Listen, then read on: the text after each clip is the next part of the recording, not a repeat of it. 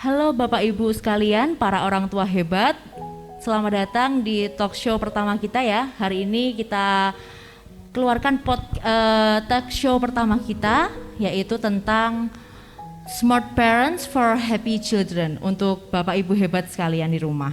Nah, dari judulnya saja ya Bapak Ibu sudah sangat hebat ya, Smart Parents. Berarti kita diajarkan untuk menjadi orang tua yang smart, hebat. Nah, itu kira-kira bagaimana untuk anak-anak itu bisa bahagia, happy children. Nah, untuk tema yang sangat hebat, kami juga mendatangkan narasumber yang sangat hebat juga. Kita hari ini ada dua narasumber hebat. Yang pertama yaitu Bapak Rifai, MTH MPD. Ya, beliau adalah seorang pengajar. Beliau seorang dosen di Surakarta ya Pak. Ya, dan juga sebagai guru agama Kristen sekaligus. Nah, ini yang paling penting adalah wali murid dari salah satu anak di sekolah kita, yaitu SMP Widya Wacana 1 Surakarta. Nah, untuk yang kedua nggak kalah hebatnya dengan Pak Rifai ya, kita juga punya narasumber yang begitu hebat. Di sini masih fresh, masih muda ya. Nah, namanya adalah Mas Steven atau Kak Steven kita manggilnya ya. Nah, Kak Steven ini adalah alumni dari SMP Widya Wacana 1 Surakarta Bapak Ibu. Tapi supaya biar lebih cair lagi, saya rasa saya harus memperkenalkan Mas Steven ini biar dia yang bicara sendiri ya. Dia itu siapa, sekarang kuliah di mana gitu, dan apa sih yang istimewanya itu apa dari Mas Steven ini. Silahkan Mas Steven memperkenalkan diri. Shalom semuanya, perkenalkan saya Steven Venaya, biasa dipanggilnya Steven aja.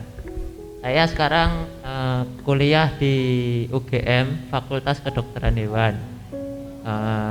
Saya sekarang usianya 20 tahun. Oke, ya. Nah, itu dari jurusannya saja udah kedokteran hewan, udah hebat ya Bapak Ibu, apalagi di UGM, dan dia seorang alumni ya Mas Steven, benar ya?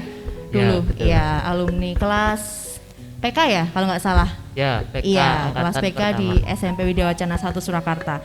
Nah, langsung saja Bapak Ibu untuk mengangkat tema yang sungguh hebat, dan sekarang itu memang kita harus smart ya, saya sendiri menjadi guru, baik itu guru maupun orang tua harus smart dalam mendidik anak, seperti itu, dalam mengarahkan anak supaya anak itu jadi anak yang bahagia. Anak yang bahagia itu yang bagaimana nanti kita bahas, seperti itu. Mungkin kita langsung mulai bincang-bincangnya ya Pak Rifai dan juga Mas Steven. Yang pertama itu melihat fenomena yang sekarang Pak Rifai nggak bisa dihindarkan gitu ya. Di masa-masa pandemi ini bukan kemauan kita semua sebagai orang tua dan juga anak itu terpaksa di rumah terus, kemudian temannya adalah gadget seperti itu, kemudian TV. Nah, mereka itu kehilangan ruang-ruang untuk pembentukan karakter. Jadi mungkin kalau kasus-kasus yang sekarang itu banyak anak yang lebih individualis seperti itu, dan ketika masuk PTM pertama itu, kalau saya sebagai guru ya Pak Rifai, itu semuanya pada nggak kenal. Padahal di WhatsApp itu udah pada, oh ini bincang-bincang ini tuh udah pada nyambung, tapi ketika ketemu semuanya diam. Nah, mungkin itu mereka tuh nggak tahu cara berkomunikasi dengan teman, mungkin malu. Nah, itu kan mungkin dampak dari pandemi. Kemudian ada karakter-karakter yang anak-anak tuh cenderung tidak peduli dengan lingkungan karena kelamaan di rumah, mungkin dia menjadi nggak terlalu peduli dengan dunia luar dan kurang mengerti apa itu, bagaimana cara menghargai orang, kalau orang berbicara itu bagaimana, itu banyak kasusnya seperti itu. Nah, menurut Bapak bagaimana pandemi itu bisa mempengaruhi anak-anak sehingga yaitu karakternya menjadi yang ada itu mungkin yang terlihat adalah karakter yang negatif menurut kita para orang tua seperti itu, dan mungkin nanti bisa dibagi juga cara untuk ya menghadapi, bukan mengatasi dulu deh, menghadapinya kan Bapak sebagai orang tua nggih Pak. Jadi biar nanti Bapak Ibu di rumah juga tahu. Silakan Pak. Ya, terima kasih. Di nama Tuhan ya.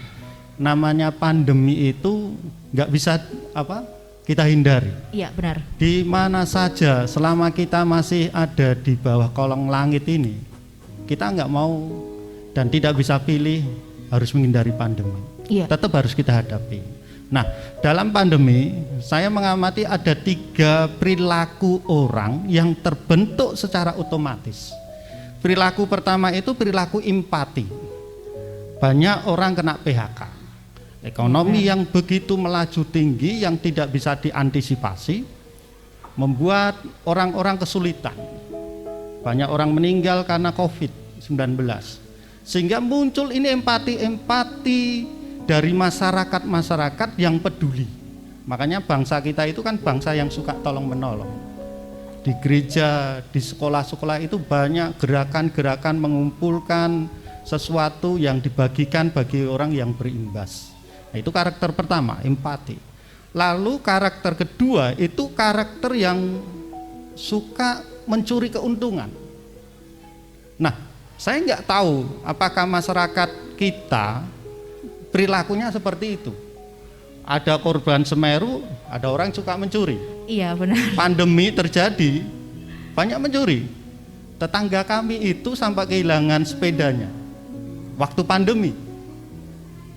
pandemi sedang ronda, sepedanya malah hilang.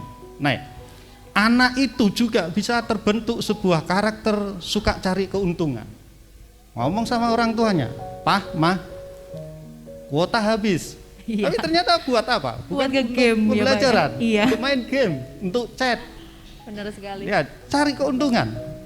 Nah, karakter yang terakhir yang Ibu sebutkan tadi, karakter yang kurang peduli, tidak peduli apa yang terjadi dengan lingkungan sekitar atau masyarakat.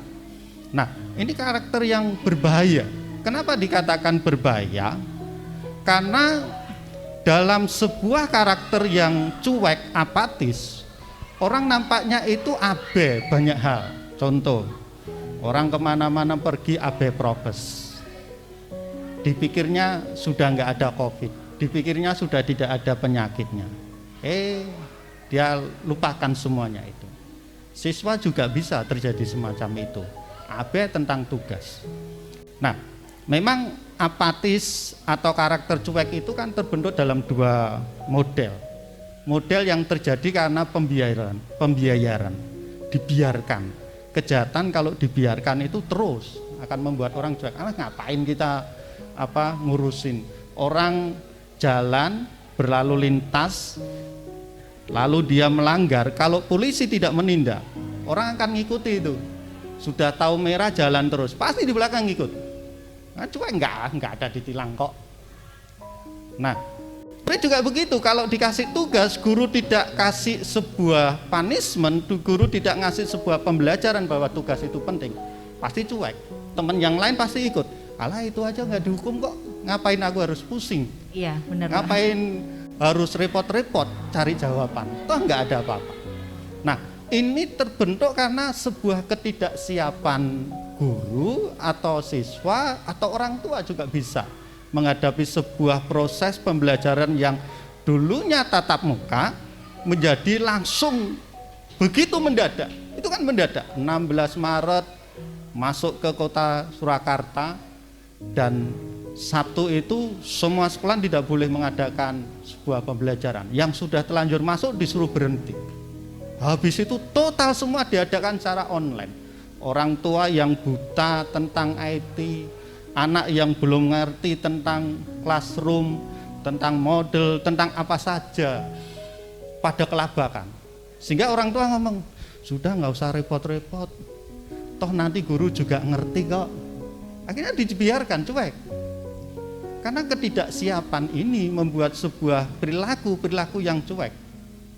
Kita perhatikan aja jam-jam tertentu pada awal-awal itu, banyak sekali anak bermain di jalanan. Pas jam belajar, ketika saya keluar jam 10, apa ini sekolah nggak kasih tugas? Ketika ditanya, loh kamu kok nggak belajar? Nanti tugasnya bisa malam katanya. Bisa malam pulang tidur. Lalu bisa terbentuk juga karena anak ini tidak berada dalam sebuah komunitas yang seharusnya. Nah, itu yang dikatakan dalam apatis, sosial apatis. Jadi ketika komunitasnya cuek, komunitasnya enggak peduli, anaknya juga ikut. Ketika kita ketemu sama orang-orang yang santai, sebaik apapun, sehebat apapun diri kita, serajin apapun diri kita, ketika kita masuk dalam komunitas yang sudah enggak begitu punya nilai-nilai semangat hidup, pasti ikut. Karena jelas firman Tuhan katakan pergaulan buruk itu akan merusak kebiasaan yang baik. Nah, apa yang ingin saya sampaikan di sini, ini ada sebuah anak ini nggak masuk dalam komunitasnya yang seharusnya. Anak tidak masuk dalam komunitas yang seharusnya. Nah, ini harus kita amati anak-anak kita. Lalu berikutnya juga beban anak itu dirasa terlalu berat katanya. Bebannya terasa terlalu berat sehingga anak itu merasa dia itu tersolimi dalam bahasa yang sederhana. Orang itu kalau biasa dirundung, dibully, dia nggak mau itu, nggak peduli. Kalau nggak percaya, misalnya Mas Stephen kalau ketemu saya ledek dia. Dia ketemu sama orang-orang lain pas bareng, ada saya tak ledek lagi dia. Pasti dia nggak mau, ngapain wong saya sering dihina, disolimi. Dia pasti mengundurkan diri dari komunitas itu. Nah, ini yang biasa saya amati dalam pandemi ini terjadi 3 karakter, dan karakter yang paling berbahaya sehingga itu yang harus segera kita antisipasi itu karakter yang cuek itu. Iya. Banyak sekali ya Bapak Ibu yang sudah Pak Rifai sampaikan tadi, dan semuanya kalau saya sebagai guru Bapak Ibu ya saya mengamini itu semua karena saya menghadapi anak-anak secara langsung. Memang sikap anak-anak banyak yang seperti itu. Dan Pak Rifai sebagai orang tua sendiri ya Pak Rifai, saya tuh sering mendapati orang tua itu karena pandemi mereka lebih fokus ke kebutuhan, karena memang tidak bisa dipungkiri ya Pak Rifai ya bahwa sulit untuk mungkin mencari pekerjaan, banyak yang di PHK. Nah itu jadi tadi pembiaran tadi ke anak. Jadi anak itu tidak diurus lagi. Kamu sekolah mau sekolah ya terserah kamu. Mama mau cari kerja, papa mau cari kerja. Bahkan mungkin mengantar anak sekolah saja tidak sempat seperti itu. Dan mungkin disitulah muncul sikap-sikap anak itu yang negatif tadi nggih Pak Rifai ya. Kalau menurut saya ya dari orang tua itu sendiri, pola asuh orang tua yang seperti itu, mungkin anak kurang diperhatikan. Dia kehilangan sosok yang harus dipanuti tadi Pak Rifai. Apakah kayak gitu benar? Pola asuh orang tua itu juga mempengaruhi anak menjadi, mungkin dia selain pandemi tadi, tapi pola asuhnya juga seperti itu kan. Bagaimanapun juga kalau saya baca itu kan orang tua, bagaimana keadaan orang tua, semenderita apapun orang tua ya di depan anak ya kita harus siap mendidiknya dengan baik gitu. Jadi jangan sampai anak itu tidak kita urus gara-gara urusan kita sendiri gitu. Apakah benar seperti itu? Jadi tidak hanya pandemi saja, tapi memang pola asuh orang tua itu juga sangat mempengaruhi karakter-karakter yang tadi Pak Rifai. Iya, dalam beberapa kasus yang pernah saya temui, memang seringkali ditemukan kasus-kasus orang tua itu tidak care gitu. Orang tua nggak care terhadap anaknya. Orang tua berpikir bahwa anak itu akan bertumbuh dengan sendirinya, padahal salah. Anak tidak akan bisa bertumbuh dengan sendirinya, perlu pendampingan. Nah, dalam hal ini perlu kita perhatikan, ada orang-orang tua tertentu yang cenderung mengutamakan ekonomi. Iya, benar.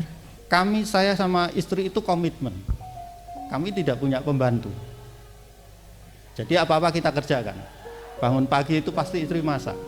Coba bayangkan kalau bangun pagi tidak masak, sudah itu si besar itu, yang besar itu, Dexter itu pasti akan ngomong, lapar. Iya. Mau kasih apa ini? Karena harus sekolah juga ya Pak, kan sekolah juga butuh energi juga. Kalau nggak makan ke sekolah pasti dia sudah nggak mau. Nah, artinya apa? Sesibuk apapun harus diingat, anak itu adalah sukacita dan pengharapan orang tua di masa tua. Makanya kalau firman Tuhan katakan itu, anak itu ibaratkan seperti anak panah yang dilepas oleh busur. Kalau sudah lepas itu nggak bisa kembali. Mana ada busur dilepas kembali, busurnya dilepas terus kembali, nggak ada. Jadi ketika kita mau nembakkan busur, kita harus tahu titik mana. Jadi kami itu ngerti itu, bahwa anak itu prioritas. Makanya dalam banyak hal kami tangani sendiri, termasuk di dalam pembelajaran. Dalam pembelajaran kami tangani sendiri. Kami tidak punya rencana, anggaran, pendapatan dan belanja untuk guru les. Jadi kita itu nggak punya biaya untuk biayai guru les. Jadi dari TK itu kita ajari sendiri. Sampai nulis Hono Coroko itu saya ajari sendiri. Tapi kalau berbicara dalam bahasa Jawa itu istri. Karena saya kalah lebih hebat istri saya. Tapi kalau dalam Hono Coroko saya yang pegang. Nah, dalam matematika kami bagi. Nah, artinya apa? Orang tua harus care dulu. Dalam kasus tertentu ada orang tua mikir yang penting ekonominya dulu, Pak. Coba bayangkan, bagaimana kami mau nyekolahkan anak, wong kami aja kekurangan. Gitu. Sebenarnya kalau bicara tentang kekurangan, bicara tentang kecukupan, orang yang banyak penghasilannya itu dia berpikir kurang. Orang yang sedikit pikirnya dia juga masih kurang. Artinya ekonomi memang utama, tapi utamakan dulu anak. Sukacita dan pengharapan kita di masa depan itu anak. Nah, pola asuh orang tua harus diganti. Prioritas harus anak. Jadi orang sebelum nikah, Mas Stephen ini sebelum nikah apa-apa yang diutamakan dirinya. Kalau kita sudah nikah, apa-apa yang diutamakan anak. Mau beli baju pasti pikir anaknya dulu. Orang tuanya belakangan ya Pak ya. Kadang malah nggak beli. Boro-boro mau makan itu, belakangan dulu. Anak tawari dulu, kamu makan apa dulu. Iya. Jadi orang tua menyesuaikan ya Pak. Beda kalau Mas Steven mau beli baju, nggak ada yang dipikir. Jadi begitu, anak itu prioritaskan. Nah, pola asuh orang tua harus mulai ganti mindsetnya. Jangan hal utama diutamakan adalah ekonominya Pak. Gimana mau beli kuota Pak untuk belajar, wong kita aja kesulitan. Gitu. Jadi begitu. Iya. Nah. Ya, terima kasih Pak Rifai. Jadi tadi beberapa yang saya tangkap kuncinya itu adalah anak sebagai prioritas nggih Bapak Ibu. Anak sebagai prioritas akan mengalahkan tadi mungkin ego-ego orang tua yang inginkan mungkin ekonominya yang kurang. Memang kita ya maklumi ya Pak, dalam keadaan pandemi ini memang kurang, tetapi ya harus diprioritaskan. Jadi harus care dulu terhadap anak. Kalau anak itu sudah merasa diperhatikan, pasti dia juga akan menjadi baik seperti itu. Nah, tadi dari segi orang tua. Sekarang saya mau tanya nih dari Stephen ya. Dulu mungkin di masa-masa remaja ini kita mau flashback dulu Stephen. Di masa-masa remaja, karena di sini kan kita menghadapi remaja umur 10 sampai 13 tahun, ya kan? Nah, coba kamu flashback ketika kamu SMP dulu, masih labil gitu kan ya, minta diperhatikan orang tua. Nah, menurut kamu Stephen, apa yang dikatakan Pak Rifai itu benar apa enggak? Jadi orang tua yang care ya, orang tua yang memprioritaskan anak itu menjadi sesuatu yang bagi anak tuh, wah iya ya, mama sama papaku tuh membahagiakan aku, memprioritaskan aku juga. Nah, itu menjadi kesenangan sendiri apa enggak, dan itu mempengaruhi enggak dengan sikap-sikap kamu yang terbentuk itu? Silahkan. Ya, menurutku juga setuju dengan apa yang dikatakan Pak. Dan puji Tuhan di keluarga saya jadi itu seperti itu. Kayak orang tua itu tetap memberikan dukungan apa yang aku pilih. Jadi dia tetap memberikan kebebasan juga karena dan karena orang tua itu kan juga beda generasi kan. Nah, iya. Untung aja di orang tuaku itu kayak memahami kan di generasiku harus online, harus butuh kayak hiburan juga seperti game apa. Nah, orang tuaku tuh tetap memahami, tapi dengan juga akunya juga bertanggung jawab ke orang tuaku. Jadi aku tetap memberikan bukti. Jadi buat apa aku ngegame seperti itu misal. Oh, ternyata itu aku buat hiburan, dan di game itu juga aku juga bisa seperti menghasilkan untuk uang jajan. Oh iya, jadi gamers gitu ya bisa ya. Oke. Ke orang tua. Iya. Nah, karena itu jadi orang tua tuh lebih percaya lagi ke kita. Oke, berarti memang perhatian orang tua itu memang nomor satu ya Stephen ya, untuk kita di keluarga. Saya sendiri juga sebagai anak juga sangat merasakan itu. Kalau orang tua perhatian itu kan ya senang ya Pak ya. Sekolah juga jadinya ringan, nggak ada beban. Kalau di rumah tuh menjadi bukan jadi rumah lagi untuk anak kan ya, di mana lagi di sekolah mungkin banyak tugas ya. Istilahnya sambatnya ke siapa kalau bukan ke orang tua. Nah kalau orang tua nggak memperhatikan Bapak Ibu, ya anak akan lari ke hal-hal yang mungkin itu akan buruk seperti itu. Nah untuk menyambungkan tadi yang sudah mungkin tadi disinggung oleh Pak Rifai juga masalah lingkungan Bapak. Nah lingkungan anak itu kan juga sangat penting. Apa yang dimaksud dengan lingkungan anak itu orang tua, keluarga itu sendiri, rumah itu sendiri. Yang kedua itu adalah lingkungan sekolah. Dan yang ketiga itu adalah lingkungan masyarakat atau lingkungan mereka bermain. Nah kadang-kadang itu orang tua membebaskan anak untuk memilih pergaulannya sendiri. Padahal kita di sini berbicara tentang anak remaja ya. Dia mungkin belum tahu mana ini yang lingkungan yang baik, mana lingkungan yang buruk. Dan ya sudah, kadang-kadang oh ini menurutku asik Pak, aku mau temenan sama ini terus. Ternyata dia malah mengajak ke keburukan. Nah sebenarnya sebagai orang tua itu menurut saya ada indikasi yang sudah bisa kita tangkap ya Pak kalau lingkungan anak itu buruk. Nah itu bagaimana cara mengkomunikasikannya ke anak, itu bagaimana kalau lingkungan itu buruk, sedangkan mungkin itu teman sebayanya dia, mungkin best friendnya dia ternyata malah membawa ke keburukan. Kemudian di lingkungan sekolah orang tua juga tidak bisa menjaga 24 jam, tapi mungkin dengan cerita di rumah kita bisa tahu oh temannya di sekolah itu seperti apa. Nah itu pengaruh lingkungan itu ke anak itu bagaimana, dan juga lingkungan yang bagaimana yang sehat gitu buat anak. Dan tadi kalau ada indikasi-indikasi yang nggak baik nih lingkungannya, itu gimana orang tua itu mengingatkan dengan baik. Soalnya memang kadang-kadang orang tua tuh itu tuh nakal, jangan sama itu. Anak kan sekarang udah pinter ya Pak ya, nakalnya kenapa, menurutku baik kok, kata mamah nakal gitu. Nah itu bagaimana komunikasinya itu Pak ke anak seperti itu. Iya. Bicara tentang lingkungan memang problemnya kompleks ya, problemnya kompleks. Apalagi kita membicarakan kepada anak, itu kan beda zaman. Iya, beda generasinya. Zaman saya dengan zaman Mas Stephen beda, zaman saya dengan zaman anak saya beda. Zaman saya itu kalau orang tua, kalau bapak bilang kau harus ke STM, harus nurut. Jam 6 pulang, jam 6 harus pulang, beda zaman sekarang. Orang tua zaman dulu ngomong jam 6 pulang karena nanti sebentar lagi maghrib ada hantu, katanya gitu. Sudah ya, pulang mitos-mitos itu kan sampai sekarang ya Pak ya. Bisa. Nah kalau sekarang anak lebih apa kritis ya. Lebih kritis.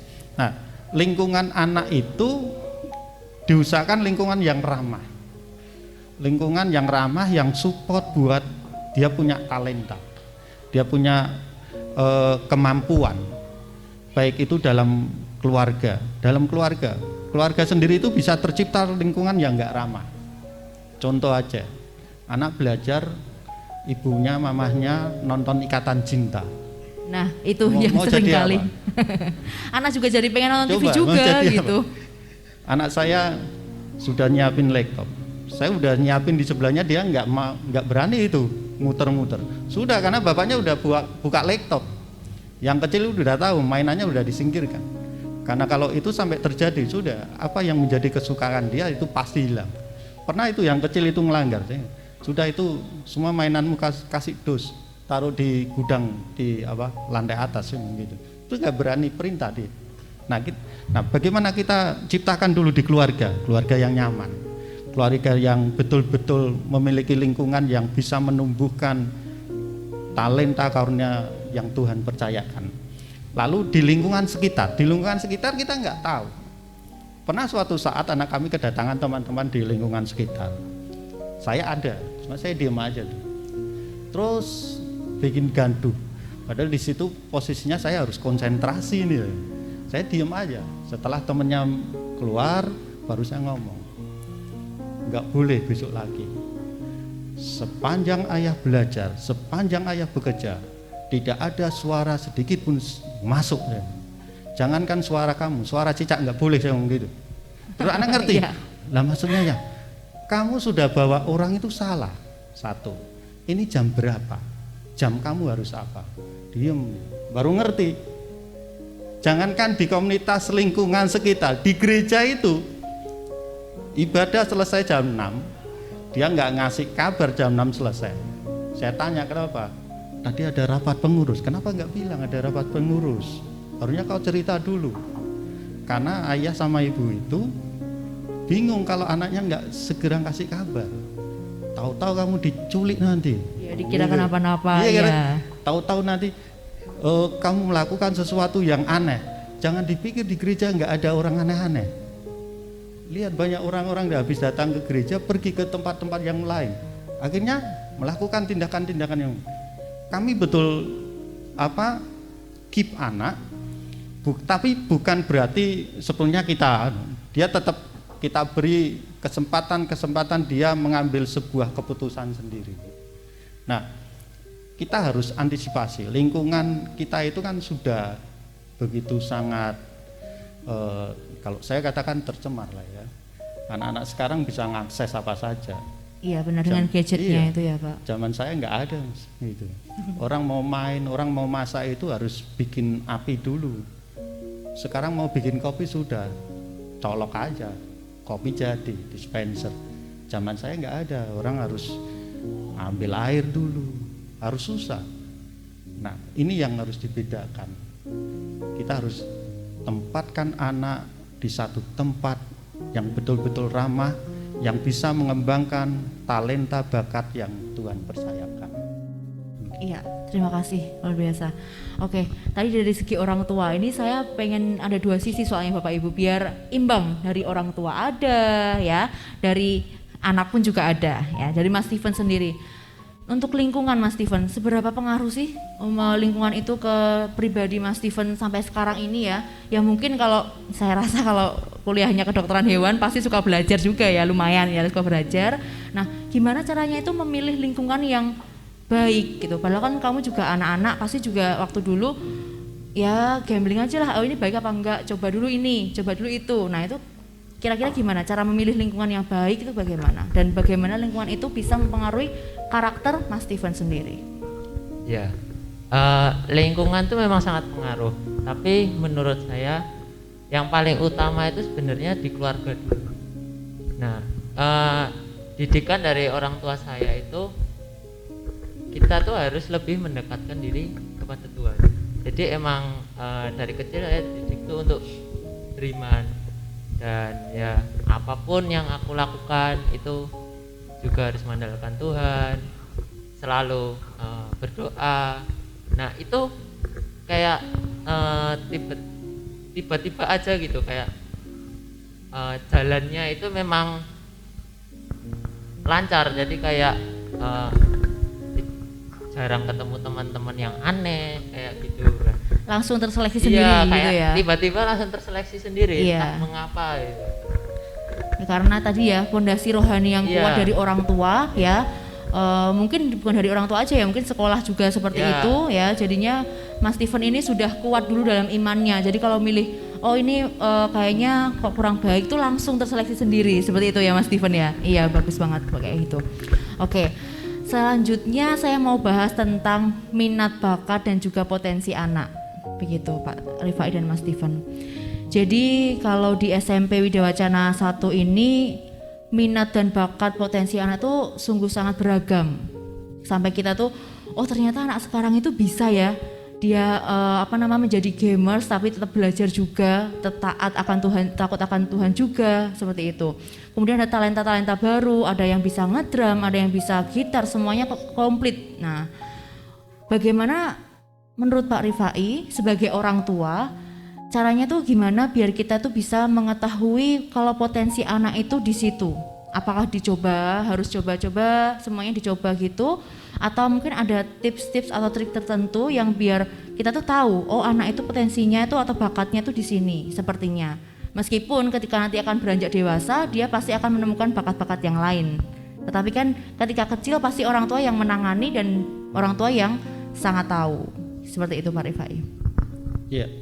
Bicara tentang potensi bakat, bicara tentang potensi bakat itu yang pernah kita lakukan itu ada 3 hal. Ada 3 hal yang pernah kita lakukan. Yang pertama itu kita selalu sertakan dia dalam tes psikotes. Oh jadi dari TK ya, PAUD ya? itu ya? Sudah ditawarkan. Oh, kami ikutkan. Iya. Jadi kita ikutkan. Di SD juga kita ikutkan. Makanya dulu waktu Dexter di sini, saya daftarkan, saya tanya, ada yang lain yang perlu kami selesaikan admitnya? Terus ada Pak, nanti tes psikotes. Ketika mau saya bayar, oh nanti dulu Pak. Nanti kalau sudah masuk, saya pikir harus bayar dulu baru tes gitu kan, beda. Nah itu kami lakukan. Sejak dari anak-anak itu TK PAUD sudah kita sertakan tes psikotes atau tes potensi akademik. Di situ nanti hasilnya saya baca, istri baca, saya baca. Terus kita ngerti, oh ini anak itu larinya mau kemana, temperamennya harus kita selesaikan apa. Dia oh ini punya kurang pede atau apa dan lainnya. Lalu yang berikutnya, kalau bicara tentang potensi minat bakat akademik, kami tangani sendiri. Seperti tadi saya sampaikan, kita tangani sendiri dalam hal pembelajaran dari TK sampai SMP, kami pegang sendiri. Saya sama istri pegang sendiri. Jadi gantian, siapa yang longgar dia yang ngajari. Kadang kita biarkan mereka belajar dulu, kalau salah kita baru luruskan. Nah, kalau non akademik itu biasanya kita coba dulu kesukaan dia itu. Jadi kita amati aja kesukaannya anak itu apa. Nah kebetulan saya sama istri itu nggak bisa musik, tapi dua anak ini bisa musik. Saya nggak tahu ini turun dari mana. Bakatnya dari mana ya Pak ya? Dari Tuhan. Iya. Tapi eyangnya jago musik, gamelan apa jago. Tetap ada garis keturunan dari eyangnya berarti. Tapi anak-anaknya nggak ada yang bisa musik, cucunya bisa. Nah ketika Dexter suka pukul-pukul itu, terus kamu suka ngedrum, dia diem. Karena dia orangnya kan dulu ada rasa kurang percaya diri. Saya bawa ke kampus itu. Nah, di kampus kan semua alat musik sudah dia terpasang. Terus saya panggil salah satu mahasiswa, tolong temani dulu, saya akan mau ngajar. Dia tuh pukul dia, enggak. Ada staf itu datang. Siapa itu yang pukul dulu? Itu anaknya Pak Ripai. Oh ya sudah. Terus habis itu, kalau kamu memang mau ngedrum, ayah belikan. Oh jadi pertama itu langsung kelihatan ya mungkin dia suka drum gitu ya. Drum. Jadi kalau kita ngomong, oh kamu ngedrumnya bagus, kalau tidak kita belikan itu PHP. Iya. Gitu. Cuma memuji saja, tapi nggak memfasilitasi. Kalau ada orang ngomong misalnya, oh Pak Ripa itu kasihan kehujanan, tapi kalau tidak memfasilitasi itu namanya PHP. PHP, iya benar. Jadi ketika anak ini suka drum, saya ngomong, saya belikan. Akhirnya betul kami belikan, kami berdoa. Kami bergumul dan kita belikan drum. Lalu gimana? Lalu kita datangkan guru. Dia main drum. Nah, setelah memfasilitasi, kalau sudah tahu, itu jangan sekedar berhenti di situ. Harus kita cari lawan tandingnya. Jadi kita buatkan komunitasnya, orang-orang yang suka. Nah, tetapi harus diantisipasi. Kadang ketika orang tua membuatkan komunitasnya, orang tua lepas tangan gitu. Iya. Nah, misalnya contoh, anak waktu dari SD itu, anak kami yang nomor 1 Dexter itu sudah kita bentukkan band musik anak, namanya band apa? Band kece band. Makanya tempat ruang musik kami itu kami beri nama Studio Kece. Jadi kalau mau ke rumah itu gampang. Sudah cari di Google Maps Studio Kece pasti sampai. Oh, udah ada ya Pak ya itu ya. Nah, itu kami bentukkan band. Sudah jadi, itu nggak boleh berhenti supaya kita ngerti dia punya minatnya itu sampai titik level berapa. Kadang kan sudah ada Iya, gitu cuma kan. pengen aja gitu ya. Yang penting dia ada tersalur lah, dia punya bakat ini. Nah, tapi dibiarkan saja. Ya kan nggak boleh. Ya, misalnya Mas Stephen, saya mau jadi dokter hewan gitu. Hewan. Nah, ya sudah, yang penting bakatnya sudah tersalur. Tapi harus sampai titik Mas Stephen bisa mandiri buka praktek sendiri. Selamanya jangan ikut orang. Lebih enak menjadi seorang raja di tempat sendiri daripada menjadi raja kecil di tempat orang lain. Itu yang saya tanamkan ke anak. Nah, tidak berhenti sampai terjadi sebuah komunitas grup band. Kita adu itu. Saya ikutkan lomba-lomba di Fakultas Seni UNS. Anak kami itu pernah kami ikutkan dengan grup musiknya. juara 3 musuhnya padahal mahasiswa. Saya juga heran. Jadi waktu kita daftarkan ditanya ini dari mana, dari SD, ini gurunya atau orang tuanya, ya anaknya. Nah ketika anak itu jalan, orang-orang ini serius nggak? Tapi ketika tampil kaget semua. Juara 3 musuhnya mahasiswa dari berbagai tempat, ada dari Purwokerto, dari mana-mana itu waktu itu. Nah itu nggak berhenti sampai situ, kami push lagi waktu itu. Kami ajak mereka pelayanan. Pernah ngisi di GKJ Boyolali, di Kerten. Jadi betul sampai titik anak itu ngerti bagaimana dia punya potensi di level mana. Jadi begitu. Setelah difasilitasi, dibentukkan sebuah komunitas ini harus diadu. Jadi harus diadu, itu yang harus sampai titik seperti itu sehingga dia terpuaskan, anak itu jadi terpuaskan. Oh, nggak sia-sia. Loh kalau cuma bisa belajar musik itu orang bisa cari makan kok. Tapi iya, bukan berarti di jalanan gitu. Iya. Iya bisa. Iya tuh. Bisa meningkatkan rasa percaya diri juga ya Pak di anak ya. Kalau dia yang menang percaya diri. Iya, yang kalau dia menang kejuaraan kan masih lebih pede lagi. Oh, ternyata potensiku tuh besar di sini gitu ya Pak Rifai. Ya, kalau untuk Steven sendiri nih. Kalau tadi kan potensi dan minat bakat itu kan dari orang tua ya, maksudnya dukungan dari orang tua. Nah, kalau pengalamannya Steven sendiri dulu ketika memilih kedokteran hewan itu juga potensi juga kan. Nah, itu bagaimana? Prosesnya ke sana itu sejak SMP itu atau udah suka IPA dulu, mungkin ikut KIR atau apa, atau mungkin potensi apa yang bisa digali Steven dan bagaimana peran orang tuanya Steven itu menanggapi potensi itu tadi? Sebelum orang tua saya seperti 100% memberikan kebebasan saya untuk memilih itu, dulu tuh saya tuh juga kayak harus memberikan improvement dulu. Jadi waktu itu memang orang tua saya itu kayak lebih memaksakan saya untuk berkembang di akademik.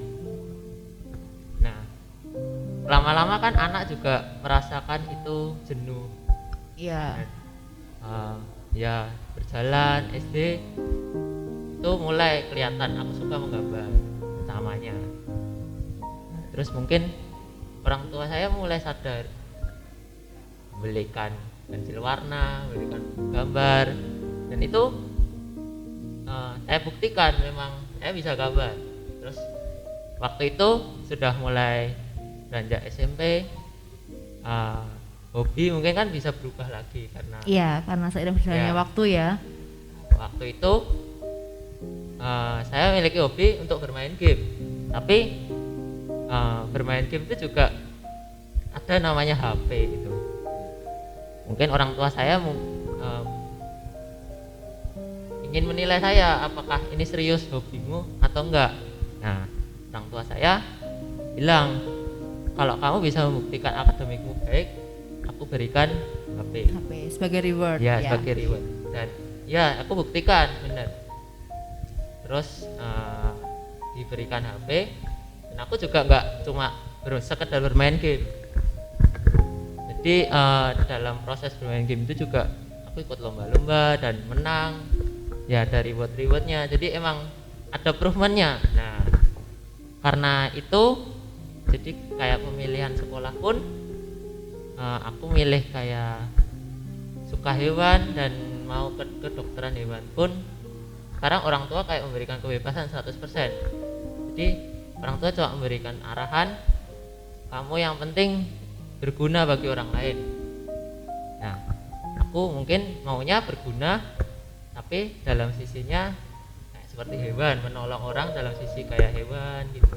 Iya. Ya udah sampai makanya sekarang aku bisa masuk ke kedokteran hewan ya karena itu orang tua sudah memberikan kebebasan dan dukungan 100%. Oke, tapi sebelum kebebasan dan juga dukungan yang bebas tadi kan sebelumnya sudah ada proses dulu ya Mas Steven, karena Mas Steven sudah sering menunjukkan improvement dalam pembelajaran, kemudian membuktikan kalau memang Mas Steven bisa gambar, ternyata memang bisa gambar. Itu kan sebuah proses gitu ya Mas Steven. Oh berarti Mas Steven ini pecinta hewan ya? Ya pasti ya, dokter hewan ya. Punya peliharaan apa ini? di rumah? Kalau sekarang di rumah udah nggak ada apa-apa. Udah nggak ada. Rumahnya kan perumahan kecil. Oh, gitu, jadi nggak bisa hewan, ya. Oke. Ya. Kakak paling suka sama hewan apa? Kalau aku suka hewan yang seperti mamalia, jadi kayak anjing, kucing, musang, kayak yang gitu-gitu. Oke. Terus tadi Miss Happy dengar kayaknya mau bawa ular tadi, kok nggak jadi ya, tapi ya Miss Happy agak takut soalnya. Nggak jadi ya. Itu ularnya siapa? Itu ular temen. Oh, ular temen. Jadi suka juga ya reptil gitu juga. Iya, sebenarnya semua hewan suka. Oh iya, pantesan jadi dokter hewan ya kalau Miss Happy ya. Karena takut ya, kalau beberapa hewan aja yang suka, yang lainnya takut, jadi ya nggak mau gitu ya. Oke. Tadi tentang orang tua yang memfasilitasi potensi anak, Pak Rifai. Itu karena saya merasa Pak Rifai ini, Bapak Ibu, orang tua yang inisiatif. Dari kecil anak sudah diikutkan psikotes seperti itu ya. Tapi itu kan mungkin hanya sebagian kecil, Pak, dari orang tua yang seperti itu, yang inisiatif, yang inovatif, mau berupaya untuk mencari bakat anak. Memang mereka tuh mau mencari seperti itu. Nah, bagaimana dengan orang tua yang mungkin kasus sekarang itu seperti ini? Anak-anak itu kayak tadi Mas Steven ya, suka gambar gitu. Jadi semua bukunya itu ada gambarnya pasti. Seperti yang saya temui di murid saya juga seperti itu. Ketika dia menulis tugas apapun, di akhirnya pasti selalu ada gambarnya. Entah itu ya gambar hewan, entah itu gambar gurunya, entah itu gambar apa. Tapi gambarnya emang bagus-bagus seperti itu. Nah, tapi kadang-kadang orang tua merasa kalau pelajaran akademik itu lebih bagus gitu. Kalau kamu punya hobi belajar, nah itu yang bagus tuh ya itu. Jangan gambar wae toh. Kamu harus mengerjakan ini, kamu harus ini. Padahal mungkin anak itu nggak bisa. Contohnya mungkin di matematika atau di IPA, dia nggak tertarik mungkin dengan pembelajaran itu dan memang dia kurang bisa. Tapi orang tua nggak mau melihat itu. Kalau beberapa kasus yang saya temui itu seperti itu. Jadi hanya mementingkan akademik. Kalau mama bilang kamu masuk, misal ini ya, kalau dari dulu juga pengalaman jadi mahasiswa itu teman saya itu ada yang harus masuk fisika gitu atau harus masuk biologi, nanti pekerjaannya bagus ya. Mungkin emang orang tua punya pengalaman ya, lebih berpengalaman dalam melihat temannya kerjaannya di dunia mungkin kedokteran itu bagus, makanya anaknya disuruh masuk kedokteran. Tapi yang salah itu ketika dia nggak melihat potensi anak. Nah, cara menghadapi orang tua yang seperti itu gimana? Kan kita nggak bisa ya, maksudnya anak itu biasanya kan kalah dengan orang tua. Oh ya udah deh, aku akan masuk kedokteran demi membahagiakan orang tuaku. Padahal dia mungkin nggak passion di situ. Itu yang contoh yang mungkin lebih kompleks ya. Kalau yang lebih ringan ya itu anak pengen gambar, orang tua, wes nggak usah gambar terus, nggak usah main musik terus, malah belajarmu jadi kayak gini. Padahal mungkin bakatnya di situ, seperti itu. Itu gimana Pak Rifai untuk meyakinkan orang tua itu bukan buat jangan khawatir gitu, buat jangan khawatir, buat mengembangkan potensi dan juga bakat anak seperti itu. Ya, sebenarnya orang tua sudah harus berani buka, dia punya paradigma baru. Memang zaman ketika saya belajar itu apa-apa selalu dikaitkan akademik. Kalau bahasa Inggrisnya jelek itu katanya bodoh. Kalau matematikanya jelek, wecah bodoh, matematikamu jelek. Gitu. Jadi kalau rapotnya ada merah atau nilai KKM-nya itu banyak, di bawah KKM itu banyak, katanya bodoh. Padahal enggak juga. Manusia itu diciptakan Tuhan dengan berbagai keunikan dan setiap manusia pasti diberi satu talenta, setidaknya minimal itu. Nah, orang tua harus ngerti dulu anak itu sukanya seperti apa. Ya. Kalau memang dia suka bidang akademik, ya sudah kita pandu terus akademiknya. Kalau sukanya lain, kami ada 2 anak, sukanya lain. Yang satu dikit-dikit main musik, yang satu dia berimajinasi dengan mainannya banyak, sampai dia buat mainan sendiri. Nah, di situ kita mulai didik dia berimajinasi. Jangan dipikir orang punya imajinasi itu dia bukan orang pinter.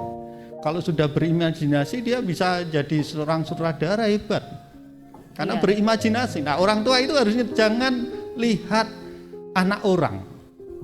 Ketika anak orang jadi dokter, jangan berharap anaknya jadi dokter.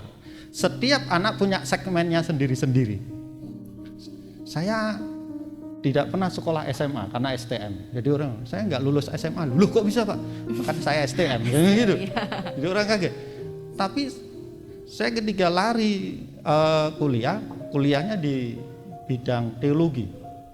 Nah, ketika saya mendalami pendidikan, saya kuliah di Universitas Muhammadiyah Surakarta. Saya dalami pendidikan. Jadi betul-betul kalau mau mendalami suatu bidang ya dalami. Nah, orang tua harus ngerti di situ. Dia harus ngerti kesukaan anak, passionnya anak tadi yang Ibu sampaikan. Jangan paksain anak menjadi anak orang. Anak kita adalah pribadi yang unik dan dia punya passionnya sendiri, segmennya sendiri. Percayai Tuhan pasti berkarya dalam anak kita. Iya, terima kasih Pak Rifai, sangat ini ya membuka wacana kita ya Pak Rifai. Jadi percaya aja ke anak, kalau mungkin itu potensinya dia ya dalami dulu saja gitu ya Pak. Oke, merangkum dari semua pembicaraan kita ya di kesempatan kali ini, dari awal tadi bagaimana pembentukan karakter anak, kemudian memilih lingkungan yang baik untuk anak, bagaimana kita juga bisa mengerti potensi dan minat dan juga bakat anak. Nah, kita masuk ke kolaborasi Pak. Untuk mewujudkan itu semua kan nggak bisa hanya orang tua saja, tapi harus berkolaborasi, salah satunya dengan sekolah. Nah, ini mungkin Bapak Ibu hebat di rumah juga membutuhkan ini ya, tips-tips dan juga bagaimana cara memilih sekolah yang baik itu bagaimana sih, ciri-cirinya itu bagaimana, faktor-faktor apa yang kira-kira orang tua itu butuhkan untuk menampung itu tadi semua, kayak lingkungan, potensi, ya seperti itu. Jadi ketika anak kami mau milih sebuah sekolah, kami tidak tentukan dari atas ke bawah bahwa anak harus milih sekolah A. Ini begitu. Anak kita bebaskan. Saya ngomong sama anak, kamu di sini posisinya decision maker. Apa itu ya? Kamu penentu. Ayah yang penentu kebijakan untuk pembiayaan. Tapi kamu menentukan sekolahmu sendiri. Saya ngomong gitu. Tapi bingkainya sesuai ayah. Bingkainya sesuai ayah sama ibu. Lah bingkainya apa? Bingkainya adalah sekolah yang menanamkan nilai-nilai Kristiani. Saya ngomong gitu. Mau bentuknya mau di mana bebas. Gitu. Makanya teman istri itu pernah tanya, kenapa nggak dimasukin lewat nakes ya? Nggak tahu tuh suami ngomong gitu. Dipikirnya nggak usah lewat nakes, saya kalau ngomong teman itu bisa diterima kok. Ngapain repot? Anak saya sudah punya bingkai. Bingkainya adalah menanamkan karakter Kristiani. Nah, habis itu kami buka dia wacana yang begitu luas. Banyak sekolah Kristiani di Solo.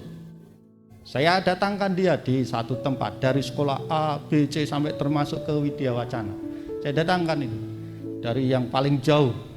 Saya ngomong, kamu kalau sekolah di sini bangun pagi. Ayah ngantar kamu, saya ke pulang rumah ngantar adik. Kamu hitung kamu harus.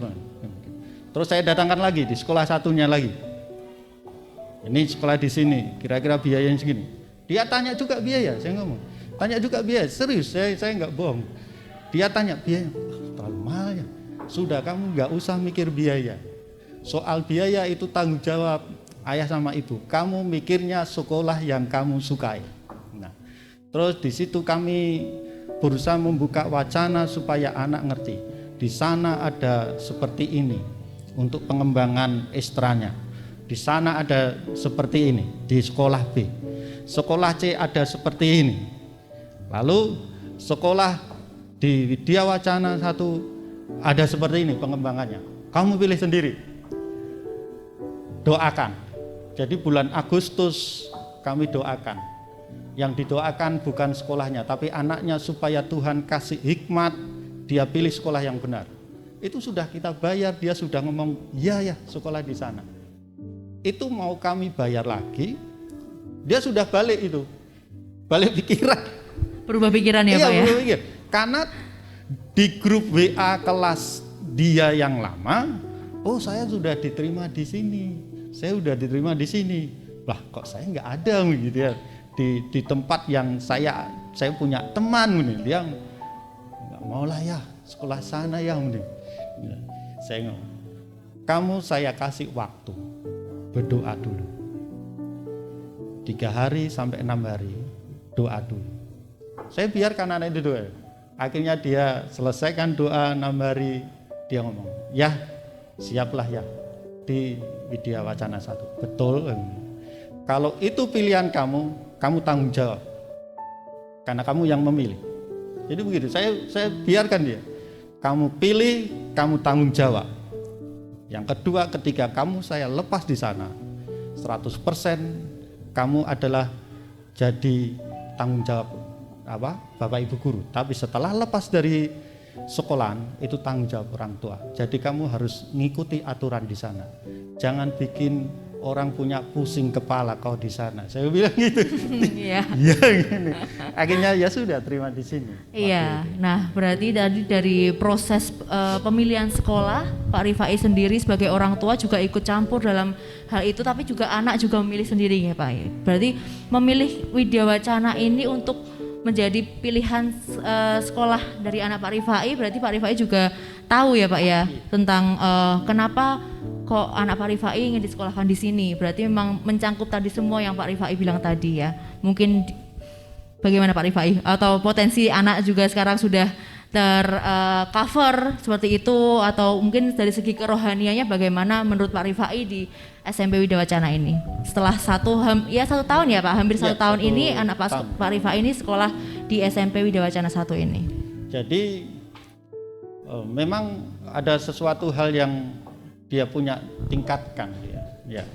Dia tersalurkan bakat dia. Keinginan dia bermusik dia salurkan gitu ya.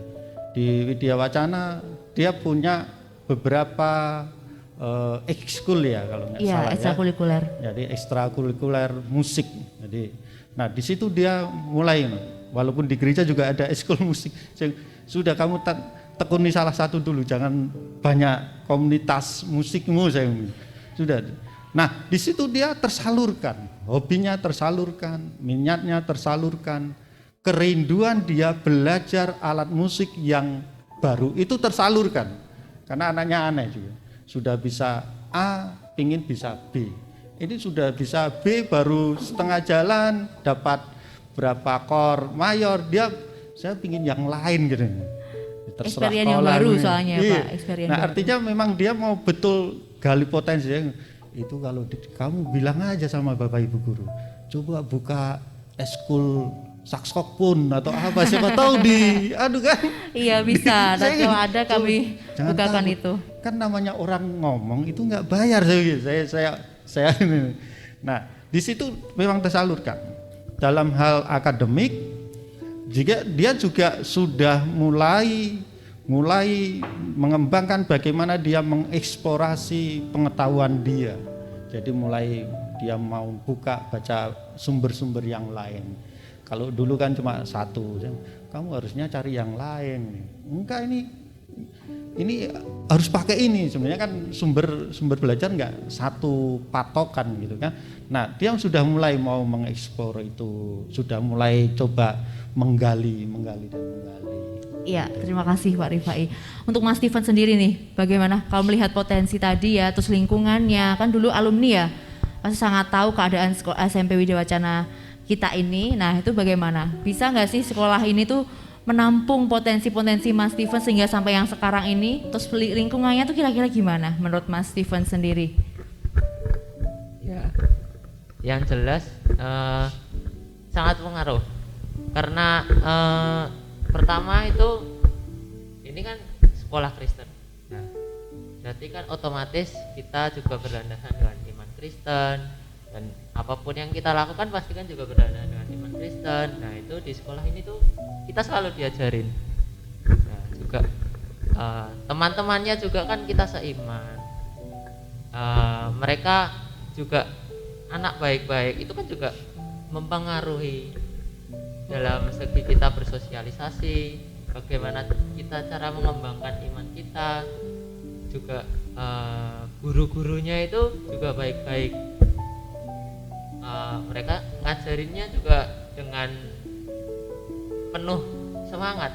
Nah, itu kita tuh juga kalau guru tuh ngajarin semangat tuh kita juga semangat otomatis. Belajarnya jadi semangat ya Mas Steven ya. Dan dulu juga ada waktu saya sekolah di WB itu juga ada yang namanya TOEFL. Oh iya. Ya, untuk bahasa Inggris. Nah, itu kayak seperti ekstrakurikuler atau apa gitu yang membantu kita untuk selanjutnya. Iya, ternyata TOEFL berguna gitu ya. Sekarang kuliah pun masih berguna. Masih berguna, iya benar. Ya, berarti sekolah kita ini sudah menampung bakat-bakat dari potensi dan juga potensi dari Mas Steven sendiri, juga mendukung gitu ya Mas Steven. Iya, baik Bapak Ibu semuanya yang di rumah, orang tua hebat. Kita sampai di penghujung acara ya, tapi sebelumnya supaya melengkapi tadi dari profil sekolah kami SMP Widya Wacana 1 Surakarta, ya kami akan mempersilahkan Ibu Kepala Sekolah yaitu Ibu Dewi Wulandari MPD untuk sepatah dan dua patah kata supaya kita bisa tahu lebih dalam lagi tentang SMP Widya Wacana 1 Surakarta ini. Silahkan Ibu Dewi.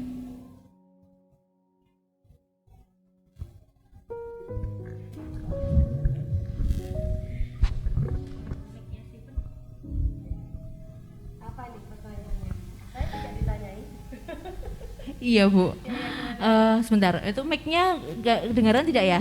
Atau pakai yang... Oh ya, ini sekarang bunyi nih ya. Oh iya, sudah bunyi. Ya, terima kasih Pak Rifai, Steven, seru sekali saya mendengarkan tadi dari depan juga ya. Iya. Asik sekali ini. Ya, gimana Miss? Jadi kita tadi ngobrol tentang bagaimana mengetahui potensi anak, minat bakat, kemudian menumbuhkan karakter Bu Dewi. Jadi kita tadi juga angkat beberapa kasus yang sering kita temui, Pak Rifai temui, Mas Steven juga maupun saya di kehidupan anak tentang karakter positif anak. Kemudian lingkungan juga mempengaruhi itu semua. Nah, di sini kita terakhir kita membahas sekolah kita Bu Dewi. Jadi bagaimana SMP Widya Wacana ini bisa merangkul itu semua. Kita mencakup lingkungan yang baik, kemudian potensi anak juga tercover seperti itu. Kemudian juga yang tidak lupa adalah kehidupan rohani mereka juga dapat kita cover juga. Seperti itu Bu Dewi. Iya. Ya, kita selalu punya prinsip seperti ini. Saya kira ini yang paling ahli Pak Rifai ini ya, karena beliau juga dosen Inteos ya. Katanya takut akan Tuhan adalah permulaan hikmat dan pengetahuan ya Pak ya. Dan yang kedua adalah pergaulan yang buruk merusakkan kebiasaan yang baik. Jadi itu menjadi satu pegangan kami Pak dalam mendidik. Mungkin juga Bapak Ibu yang ada di rumah yang menyaksikan juga ini juga bisa menjadi pegangan kita sebagai orang percaya, sebagai orang Kristen. Itu adalah dasar bagi kita mendidik anak-anak kita nggih Pak nggih. Jadi memang selain kita memaksimalkan kemampuan bukan hanya daya knowledge-nya saja, bukan hanya pengetahuannya saja, tapi kita juga mengajari dia tentang nilai-nilai Kristiani, karakter Kristen ya, karakter Kristus dalam kehidupan anak-anak kita. Nah tentunya ini kita kolaborasikan dengan juga anjuran dari Kemendikbud lewat Pak Nadiem Makarim yang sekarang juga sedang mendengungkan tentang profil pelajar Pancasila. Lalu di mana di situ anak-anak diberikan pembekalan untuk pembentukan menguasai ya pelajar yang mampu menghadapi era abad 21 ya. Kita tahu ini sekarang revolusi industri 4.0, disrupsi terjadi di mana-mana. Nah, siapa yang akan membela anak-anak kita nanti ketika mereka menghadapi dunia nyata? Sejauh mana mereka menjadi orang yang bisa survive dalam hidup mereka, fit, kuat, resiliennya juga tangguh. Nah, itu bagian dari sekolah sekarang kita siapkan. Widya Wacana menyiapkan itu dalam bentuk-bentuk ekstrakurikuler, kita lebih ke ekstrakurikuler yang life skill Pak. Jadi kita sekarang mendekatkan anak-anak dengan ekstra-ekstra yang membuat mereka punya kekuatan ketangguhan dalam mereka nanti menghadapi masa depan mereka. Contohnya ya seperti misalnya kegiatan ekstrakurikuler KIR, jurnalistik, kemudian ekstrakurikuler broadcast, ekstrakurikuler apa itu namanya Miss? Pramuka, apalagi dalam pramuka ada dasar dharma. Di situ nilai-nilai gotong royong dalam pramuka. Nah, abad 21 kalau nggak salah itu ada 4C ya. Ya Pak Rifai ya. Steven tahu nggak itu? 4C tahu lah, pasti tahu. Ada apa itu? Critical thinking, kolaborasi, kemudian creativity dan komunikasi. Ya, di mana anak-anak itu diharapkan dengan critical thinking-nya dia bisa problem solving, menyelesaikan masalah. Nah, bulan ini mulai awal semester 2 ini kami trial integrated learning Pak Rifai. Integrated learning di situ muatannya sebetulnya tujuannya adalah ya tadi menguatkan 4 nilai karakter abad 21 yang kita pengen lihat dalam assessment proses ketika anak-anak menyelesaikan integrated mereka, seperti itu. Hasil akhirnya eksekusinya adalah bisa produk, tapi itu adalah pemikiran bersama. Nah gitu, Bapak Ibu guru mau dampingi putra putri untuk kelihatan nih, kita coba lihat, kita amati mana sih anak-anak yang memang punya kemampuan leader memimpin teman-teman mereka, kemudian ada kemampuan kolaborasinya, apa itu namanya, ability to work collaboratively ya dalam bahasa Inggris seperti itu. Jadi kemampuan ability to work together, jadi kemampuan mereka bisa bekerja bersama dalam satu produk, seperti itu Pak. Kami juga buat, jadi ini bukan hanya kesiswaan, kalau kesiswaan membidiknya dalam ekstrakurikuler yang life skill, kurikulum juga memasukkan itu dalam muatan-muatan RPP, muatan-muatan model pembelajaran di kelas yang juga memungkinkan anak untuk bisa melakukan 4C tadi Pak, seperti itu. Jadi Widya Wacana ini akselerasi Pak, maksudnya mengupgrade diri untuk terus mengejar kebutuhan anak-anak zaman now ini, supaya jangan nanti kita ketinggalan dengan isu-isu, bukan lagi isu kalau sekarang ya, karena memang mau nggak mau perubahan itu terus terjadi, didukung oleh revolusi industri 4.0, bahkan Jepang aja sudah masuk sekarang, bukan lagi 4.0, sudah 5.0. Indonesia sedang berada di 4.0 aja, juga sedang mulai ya Pak ya, merangkak ya istilahnya, mau belum berlari ya. Kita punya wilayah sangat luas, di beberapa wilayah di Indonesia masih harus kita support, masih harus pemerintah support untuk segala sesuatunya, infrastrukturnya. Tapi kita bersyukur, puji Tuhan banget ada di Solo, di mana kemungkinan di Solo ini akses internetnya sudah sangat cepat ya Pak Anjay. Kalau anak-anak mau big data, cari data di internet ada, seperti itu. Nah itu Pak, sekolah kami coba menjawab tantangan kebutuhan anak zaman ini ya, anak zaman now ini, generasi sekarang, dengan kita mencoba mengakselerasikan kurikulum kita, kemudian kegiatan ekstrakurikuler kita, itu kita coba di life skill juga Pak, untuk memungkinkan anak lebih maksimal dalam mereka menemukan, tadi kan Bapak saya juga dengarkan tentang bakat yang anak-anak punya. Jadi saya termasuk orang yang sangat percaya bahwa setiap anak itu punya satu keistimewaan ya Pak, Stephen setuju ya, anak itu punya satu keistimewaan, satu keunikan. Anak-anak kita ini unik.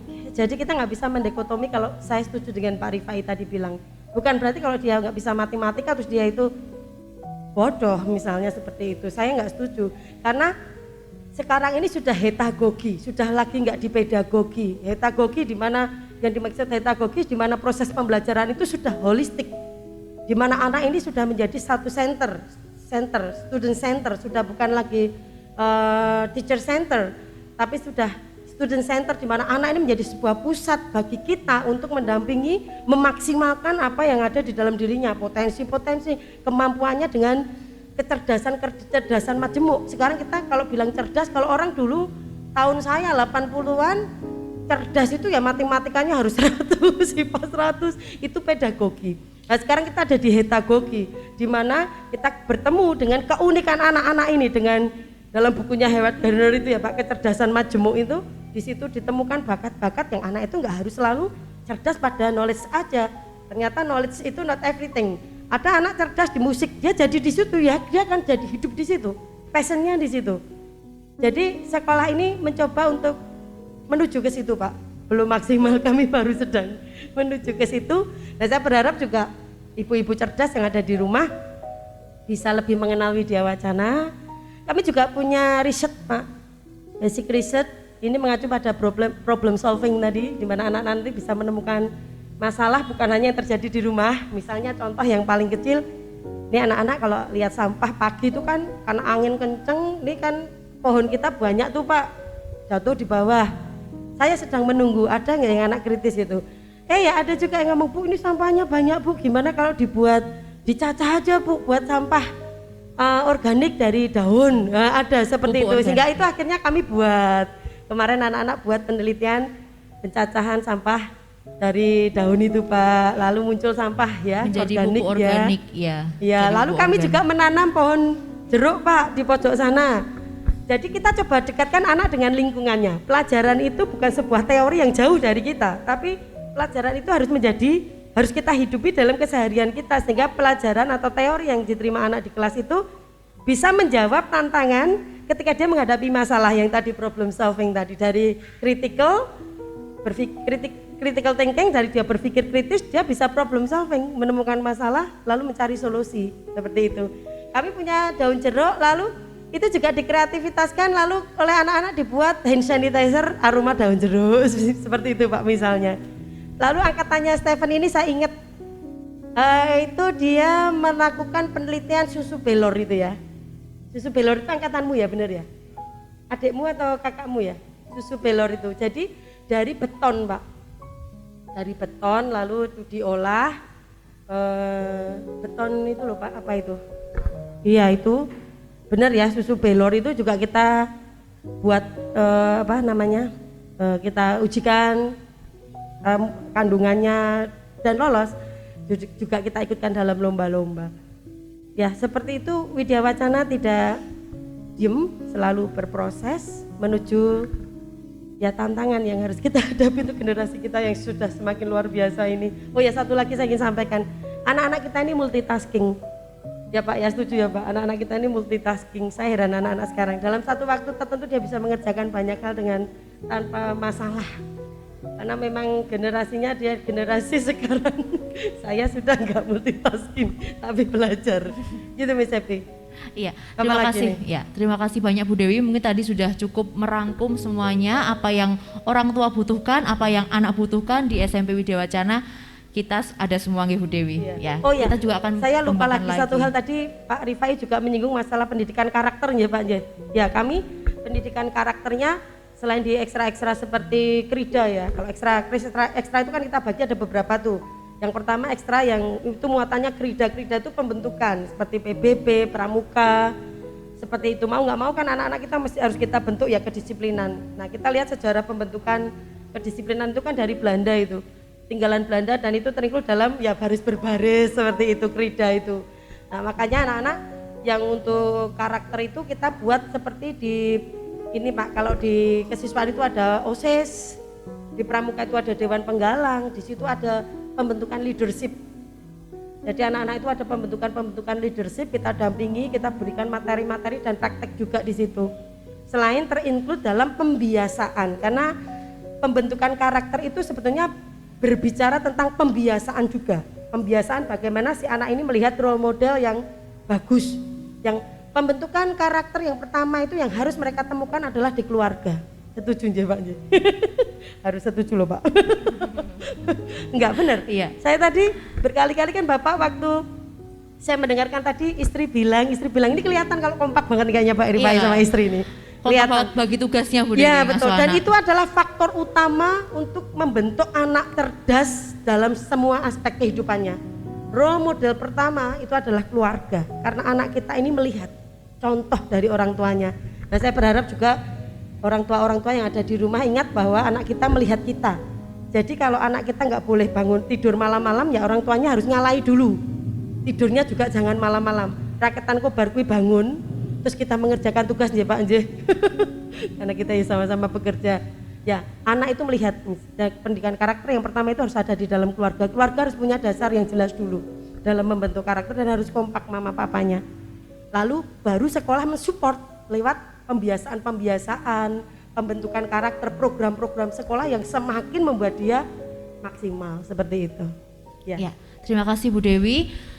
Saya rasa cukup untuk pembicaraan kita hari ini, untuk talk show parenting hari ini. Mungkin Bapak Ibu di rumah juga sudah banyak sekali insight yang masuk untuk bagaimana cara mendampingi anak yang baik, kemudian menjadi anak yang lebih bahagia lagi dari smart parent tadi, orang tua yang cerdas. Terima kasih untuk narasumber kami, Pak Rifai dan juga Mas Steven dan juga Bu Dewi yang sudah menambahi tadi, menjelaskan sangat banyak insight juga.